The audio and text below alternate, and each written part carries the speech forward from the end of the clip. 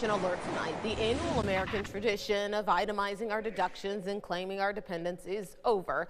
If you're owed a refund, though, hopefully you'll get that soon. But before you go spend it all, 8 News anchor John Rogers has some things you should think about before you go do that.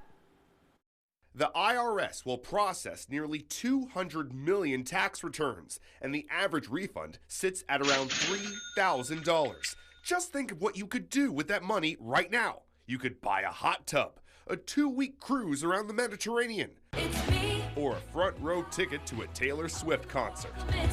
What I wouldn't do is go out and spend it on something that's not going to add any value to your life. Swifties might say otherwise, but this guy would know. He's Isaac Wright, a financial planner with Financial Dynamics and Associates. Wright says before you spend your refund check, you should look over your financial health.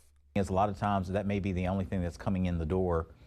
People are hand to mouth a lot of times, month to month. So you want to make sure that if your savings account's really low, that may be a good amount to save. Wright says it's good to have an emergency fund to last you 3 to 6 months. You could also explore high-yield savings accounts or consider investing the money in a 529 fund or an IRA. And if your savings are healthy, then take a look at your debt and pay off some of those credit cards. But let's be real here. The idea of getting big refunds every year sounds pretty nice, right? Well, if you are, then Wright says you really should take a closer look into that. It's not paying you anything because the IRS is just basically giving you back your money.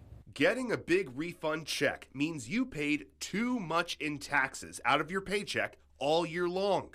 So it may be worth taking a second look at your W-4, especially if you have a big life event like a marriage or a new child, and adjust how many allowances you claim. If you're getting thousands of dollars back and that's consistent, multiple years, take a minute and go back to your W-4, maybe go from 0 to 1, 1 to 2. Experts say by looking at your withholdings, you can arrange to have a nice little bump in your paycheck over the course of the year, or one big refund after you file your taxes. Just make sure you get with your HR rep to fill out your W-4 properly.